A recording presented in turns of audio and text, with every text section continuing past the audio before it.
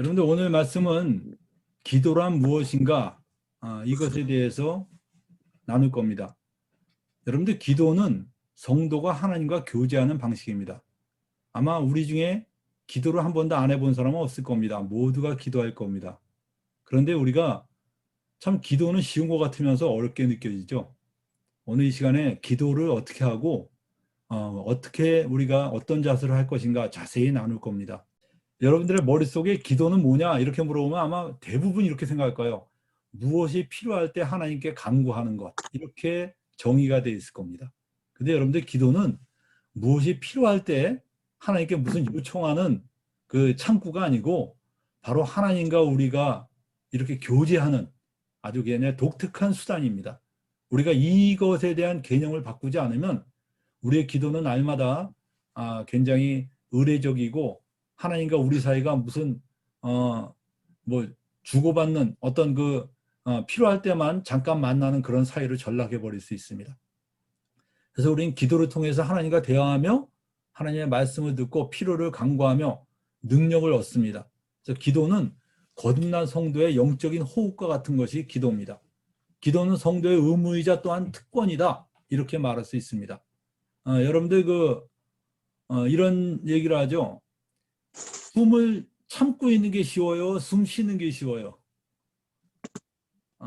죽어 있는 사람은 숨 쉬는 게 어렵겠지만 살아있는 사람은 숨 쉬는 게 더 쉽죠. 마찬가지로 기도가 쉬우냐 어려우냐 이렇게 물어봤을 때 사람들은 기도는 참 어려워요 이렇게 말하지만, 기도가 우리 영혼의 호흡과 같다는 것을 안다면 기도 안 하는 게 더 어렵습니다, 여러분들. 그래서 오할레스비는 이런 얘기를 했어요.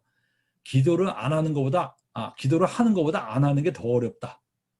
여러분들 기도를 안 하는 게 더 어렵습니다. 우리 마음속이 이미 구원받고 난 뒤에는요, 우리 마음이 항상 주님을 향해서 호소하고 있습니다. 간구하고 있고 주님의 말씀을 들으려고 하는 마음이 되어 있어요. 여러분들 왜 기도해야 될까요? 여러분들 기도해야 되는 이유에 대해서 우리는 내가 필요한 게 있을 때 기도하죠. 필요한 게 없으면 요새는 내가 필요한 게 별로 없기 때문에 기도를 별로 안 합니다. 이렇게 할 수 있어요. 그래서 기도 안 하는 사람들 가만 보면 전부 다 특별히 하나님께 구할 게 없으니까 기도를 안 해요. 그러다가 이제 집에 급한 일이 생기면 기도해 주세요, 기도합니다, 막 난리가 나죠. 그게 왜 그렇습니까? 기도를 항상 이 필요에 의해서만 한다고 생각해서 그렇습니다. 근데 여러분들 기도는 하나님과 우리와의 교제입니다. 하나님은 우리와 교제하기를 원하십니다. 여러분들 지난번에도 말했듯이 우리가 하나님과 우리와의 사랑을 늘 아버지와 자식의 사랑으로 많이 이렇게 비유를 합니다. 근데 그게 여러분들 반쪽짜리입니다. 하나님과 우리 사이를 그 아버지와 아들 간의 사랑으로만 묘사한 것은 성경의 반밖에 안 돼요. 나머지 반은 뭡니까?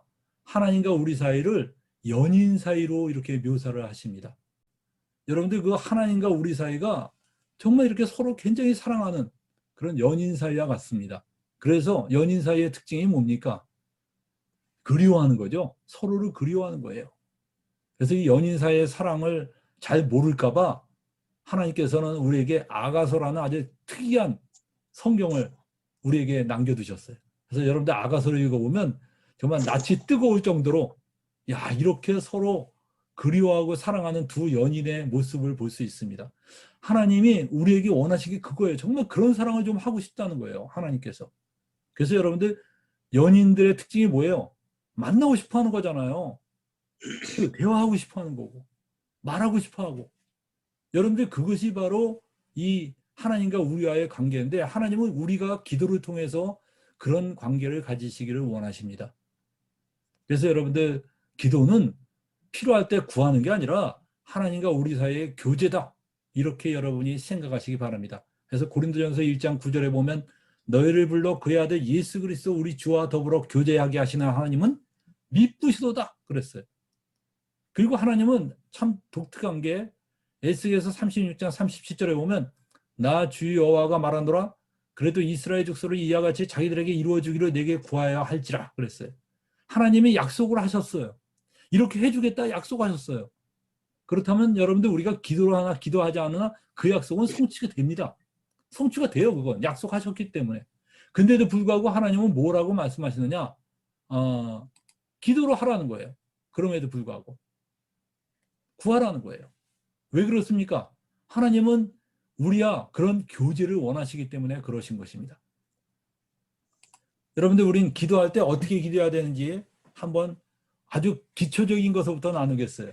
여러분들 기도할 땐 어떻게 기도해야 되느냐? 여러분들 누구한테 기도해야 됩니까? 기도는 하나님께 기도하는 거죠. 여러분들 너무나 이 단순한 사실인데도 불구하고 많은 사람이 그 기도한다는 것에 대해서 그냥 막연하게 기도하는데, 기도할 때 제일 중요한 게 이겁니다. 누구에게 기도하는지 명확하게 인식하라. 누구에게 기도하는지 명확하게 인식하고 있으라는 거예요. 여러분들 어느 날 전화가 왔어요. 그 청와대에서 전화가 왔는데 내가 당첨됐다는 거예요. 그래서 뭐가 당첨됐냐 그랬더니 저 온 국민 중에서 대통령과 3분간 대화할 수 있는 그 대상으로 당첨됐다는 거예요. 그래서 3분 동안 하고 싶은 말을 하라는 겁니다. 그럼 여러분들 어떻게 할까요? 내가 3분 동안에 그 주어진 3분 동안에 정말 하고 싶은 말이 많을 거 아닙니까? 그런데 그 3분 동안에 내가 이것저것 얘기할 때, 전화할 때 여러분은 계속 누굴 의식하고 있어요? 저 건너편에 대통령이 듣고 있다는 걸 의식하고 말을 해야 할 겁니다. 그러지 않고 대통령이 듣는다는 걸 잊어버리고 전화 들고선 괜히 뭐 혼자서 독배 가듯이 이상한 소리 하면 굉장히 그 아까운 3분이 날아가죠. 우리가 여러분들 기도할 때는 내가 기도하고 있는 그 대상이 누군가를 계속 명확하게 인식하고 기도할 필요가 있습니다. 그래서 여러분들 주기도문에서 뭐라고 합니까? 하늘에 계신 우리 아버지라고 기도하는데, 저는 이것이 굉장히 의미가 깊다고 봐요. 왜냐? 여러분들 기도할 때는 내 안에 있는 하나님께 기도하는 거 아닙니다. 여러분들 기도할 때는 하늘에 계신, 정말 내 기도를 이 바깥으로 쏴야 됩니다.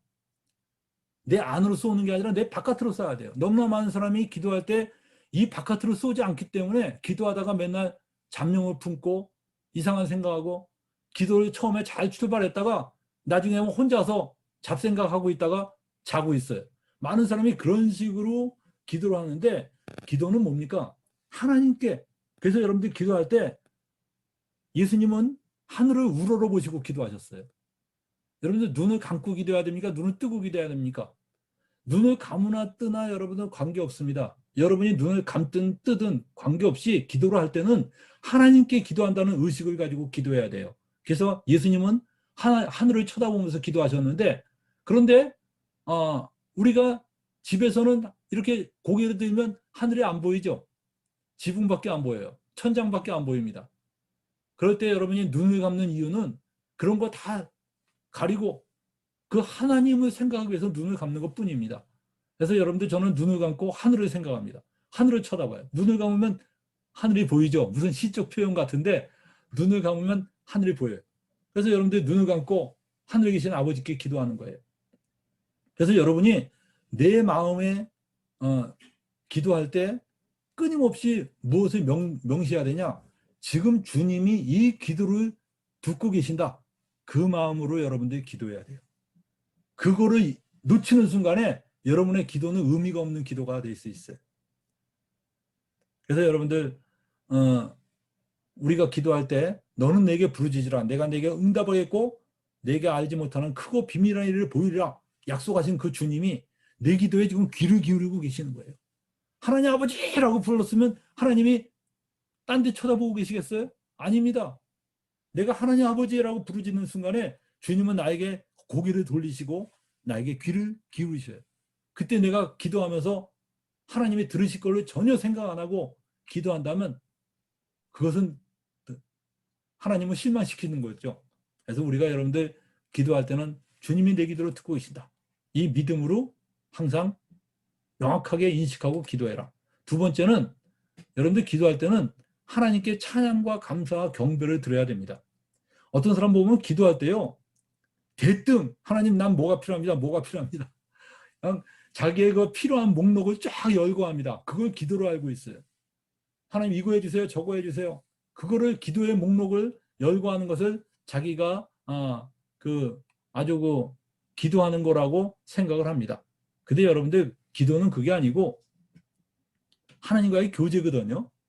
여러분들 그 하나님과 만나서 여러분들 사람 만나서 뭐라 그래요? 하다못해 인간끼리 만나도 뭐라 그럽니까? 만나자마자 아, 나 이거 필요하니까 이거 해주세요. 이렇게 말합니까? 아니면 아, 요새 어떻게 잘 지내셨습니까? 덕담이라도 그런 말은 나누죠. 근데 여러분들 우리가 너무나 많이 기도할 때는 이렇게 어떤 필요한 간구만 하는데 그러지 말고 정말 하나님께 감사, 찬양과 경배를 드리세요. 그것이 그냥 의례적으로 그냥 하는 입에 바른 말, 입술에만 그냥 입술로만 하는 그런 게 아니라 진짜 깊이 생각해보면 하나님께 참 감사할 일이 많은 거거든요. 그래서 감사와 찬양과 경배하는 이런 기도를 여러분이 하는 것이 참 귀합니다. 그래서 여러분들 그 역대상에도 보면 이렇게 기도하죠. 다윗이 기도한 건데 하나님이여 이제 우리가 주께 감사하며 주의 영화로운 이름을 찬양하나이다. 이렇게 기도했어요. 그래서 다윗이 기도한 거 보면 참 기도를 굉장히 다윗이 잘했는데 여호와여 광대하신가 권능과 영광과 이김과 위엄이 다 주께 속하였사오니 천지에 있는 것이 다 주님의 것입니다. 여호와여 주권도 주께 속하였사오니 주는 높으사 만유의 머리가 되십니다. 부와 귀가 주께로 말미암고 또 주는 만유의 주제가 되사 손에 권세와 능력이 있사오니 모든 자를 크게 하신가 강하게 하심이 주의 손에 있나이다. 우리 하나님이여 이제 우리가 주께 감사하며 주의 영화로운 이름을 찬양하나이다. 이렇게 기도했어요. 여러분들 이런 기도 한번 해보세요. 하나님께 하나님은 이러한 분이십니다. 이러한 분이십니다. 그러면요 내 기도가 정확하게 누구를 향하고 있냐? 주님께 향하고 있다는 걸 내가 믿어지고 그 다음에 주님이 나의 기도를 듣고 계신다는 것을 믿어집니다. 그런 기도가 될 때 그 기도가 정말 효과 있는 기도가 되죠. 기도가 되는 거예요. 독백이 아니고 잡념이 아니고 기도가 되는 겁니다. 그래서 여러분들 이런 찬양과 감사, 경배를 드리시고 세 번째는 회개와 자백을 하세요. 만약에 정말 내가 기도하면서 하나님 앞에서 내 믿음을 점검할 때 내 믿음이 내가 믿음의 길에서 떠나 있는 것 같으면 회개해야 되겠죠.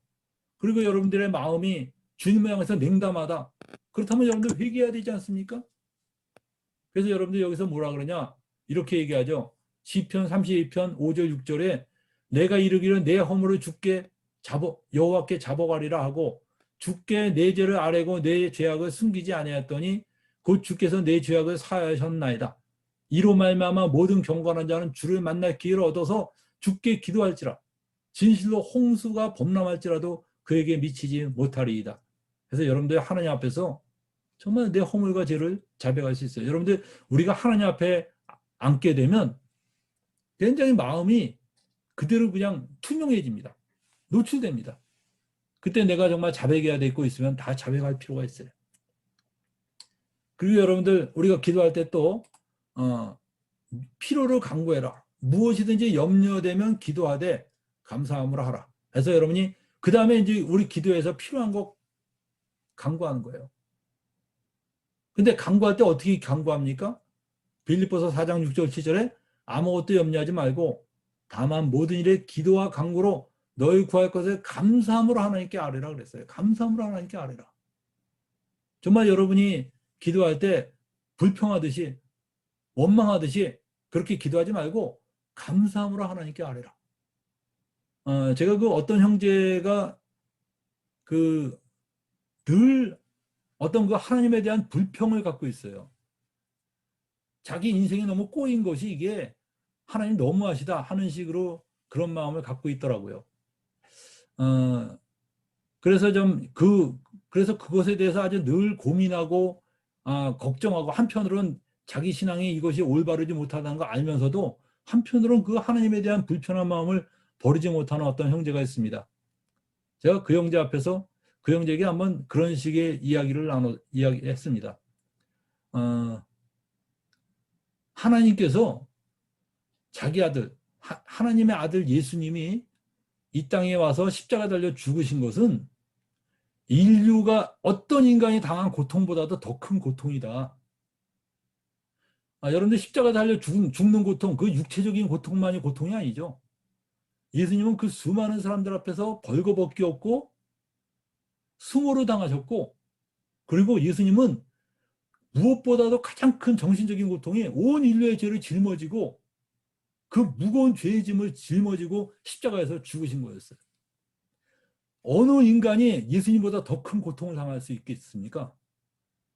고통을 당해봤자 여러분들 육체적인 고통에 끝나죠. 물론 정신적인 고통이 있다 해도 그 예수님이 당한 고통은 상상을 초월하는 겁니다. 그 고통 앞에서 하나님도 방치하셨어요. 여러분들 하나님이 뭐든지 할 수 있는 분이잖아요. 전능하신 분이잖아. 그런데 하나님의 아들이 그렇게 죽도록 내버려 두셨다?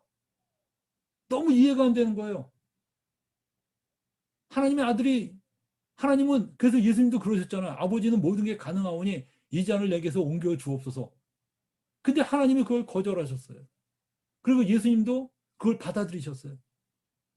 하나님도 자기 아들이 이렇게 비참하게 죽는 것을 두고 볼 수밖에 없는 그런 속사정이 있다. 그 속사정이 모르겠지만 아무튼 하나님도 이렇게 아들이 막 기가 막히게 죽으실 때 하나님 속이 편하셨겠어요? 얼마나 답답하고 얼마나 슬프시고 얼마나 안타까우셨겠습니까? 근데도 하나님이 이것을 그냥 허락하신 이유가 뭡니까? 여러분들, 우리가 알지 못하는 깊은 하나님의 속사정이 있어요. 형제님의 그 어려움과 많은 고통들, 하나님이 즐기시고 좋아하시는 게 아니다, 분명히. 이 인간들이 타락하고 난 뒤에 우리가 정말 설명할 수 없는 수많은 고통들이 있는데 거기에 하나님도 안타까워하신다. 얼마나 안타까우시면 자기 아들도 저렇게 십자가 달려 죽는 것 보고 계셨겠냐.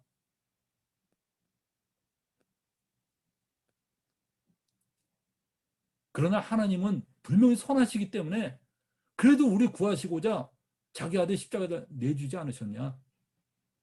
여러분들, 우리가 그 하나님께 이해는 못하지만 하나님의 선하심을 믿고 하나님 감사합니다. 그리고 여러분이 어떤 일이 있든지 감사함으로 기도하라는 거예요. 그래서 여러분들 감사함으로 기도하면 어떤 일이 생기냐? 이게 생깁니다. 평강이 내 마음에 임해요. 평강이. 그래서 제가 알고 있었던 형제도 위암에 걸려서 죽게 되었는데 그 위암에 걸려서 죽게 되니까요. 그 목사인데 계속 기도하는 거예요. 하나님, 하나님, 나 좀 살려주세요. 살려주세요. 살려주세요만 기도했는데 마음에 평화가 없는 거야. 근데 어느 날 믿음이 딱 생겼어요. 믿음이 생기니까 어떤 마음이 생기냐? 죽어도 좋다는 마음이 생기더래요. 하나님, 하나님이 저를 데려가신다면 감사함으로 가겠습니다. 그 믿음이 임하니까 뭐가 생기냐? 평강이 임하더래요. 평강이. 죽어도 좋다 하는 평강이 임하더래요. 나는 죽어도 좋다. 하나님이 들어가시면 아멘이요. 안 들어가셔도 아멘이요. 그 평강이 임하는 거예요. 평강이. 여러분들 그 평강이 임한 거가 최고입니다. 최고의 응답이에요. 여러분들 기도에서. 이 형제가 그 평강이 임하고 나니까 하나님께서 그 암을 고쳐주셨어요. 그런데 그 형제가 우리 교회에 와서 간증까지 한 적이 있습니다. 그런데 그 암을 하나님이 고쳐주시고 7년 동안은 더 살게 하셨습니다. 그 말기암인데 기적적으로 약도 안 먹고 칼도 안 대고 그냥 하나님이 고쳐주시고 그리고 7년을 더 하나님이 살게 하셨어요. 여러분들 우리가 필요하면 간구할 수 있어요. 근데 원망함으로 하지 마세요. 감사함으로 하나님께 기도하세요. 하나님, 왜? 하나님은 선하십니다. 정말 하나님의 선하심을 믿고 감사함으로 기도하는 거예요. 막 인생이 꼬이는 것 같아도요. 절대 하나님 원망하면 안 됩니다. 하나님 감사합니다. 감사함으로 기도하세요. 그 다음에 여러분들 5번째는 예수님의 이름으로 기도하라. 여러분들 예수님의 이름으로 기도하라는 것을 우리는 자꾸 오해를 합니다. 예수님께서 요한복음 16장 24절에 이런 말씀하셨습니다. 지금까지는 너희가 내 이름으로 아무것도 구하지 아니하였으나 구하라 그래야만 받으리니 너희 기쁨이 충만하리라. 예수님의 이름으로 구하라는 것은 예수님이 나에게 명의를 빌려주신 거예요. 명의를. 제가 과거에 어떤 형제가 나한테 자기가 은행에서 돈을 끌려고 하는데 명의만 빌려달라 그러더라고요. 그래서 내가 그때 굉장히 내가 어리숙했거든요. 젊었을 때. 그래서 명의 어떻게 빌려주면 되냐 했더니 도장만 갖다 주면 도장하고 뭐 주민등록증만 있으면 된대요. 그러면 내 돈은 하나도 안 들어가고 그냥 도장하고 그것만 있으면 된다는 거야. 그래서 내가 그거 빌려주는 거 어렵지 않지 이러면서 내가 그 형제가 또 신뢰할 만한 형제라고 저는 생각했어요. 그래서 내가 빌려줬어요. 그랬더니 그 형제가 돈을 빌렸어요. 그 당시에 얼마를 빌렸는지 기억이 안 나는데 아무튼 돈을 빌렸습니다. 돈을 빌려서 저는 그 형제가 은행 가서 이제 빌리고 나한테 갖다 주길래 알았다 하면서 그냥 받았는데 제가 얼마 후에 보니까 은행에서 전화가 왔어요. 뭐라고 하냐? 돈을 계속 갚아야 되는데 안 갚기 때문에 신용 불량자로 곧 등록될 예정입니다. 그래서 내가 깜짝 놀랐어요. 그래서 내가 아니 그 돈 내가 빌린 게 아닌데 했더니 무슨 소리냐? 당신의 이름으로 빌렸는데 그건 당신이 빌린 거지. 알고 보니까 그게 내 이름 빌려준 게 내가 빌린 겁니다. 내가.